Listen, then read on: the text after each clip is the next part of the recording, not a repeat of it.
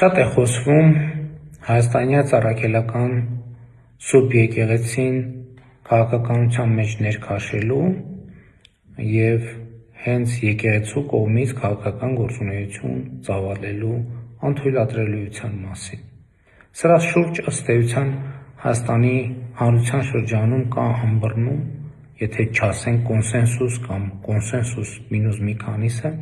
բայց այս կետից մեկ ուրիշ հարց է ծագում. արդյոք հայաստանյան առաքելական Սուրբ եկեղեցին պետք է առնչություն ունենա մեր հանրային քաղաքական կյանքին և եթե այո, ինչպիսի առնչություն։ Ես կարծում եմ, որ այո, պետք է ունենա առնչություն և եկեղեցին պետք է լինի այն տարածքը, որտեղ մարդիկ դադարում են լինել ընդդիմադիր կամ պրոկառավարական, որտեղ նույնիսկ ամենասուր քաղաքական հակառակորդները եկեղեցու տարածքում, հայաստանյան առաքելական եկեղեցու տարածքում մի կողմ են դնում իրենց հակասությունները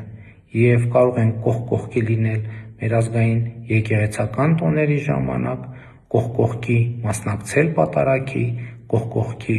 աղոթք հղել առ Աստված, իրար հետ կողք կողքի հաղորդություն ընդունել և կողք կողքի հաղորդակցվել մեր Տեր և Փրկիչ Հիսուս Քրիստոսին։ Իմ կարծիքով եկեղեցին հենց այսպիսի հանրային դերակատարում պետք է ունենա և նրա առաջնային անելիքը և մտահոգությունը պետք է լինի մեր Տեր և Փրկիչ Հիսուս Քրիստոսի վարդապետության, իրական կյանքում նրա դավանած արժեքների տարածման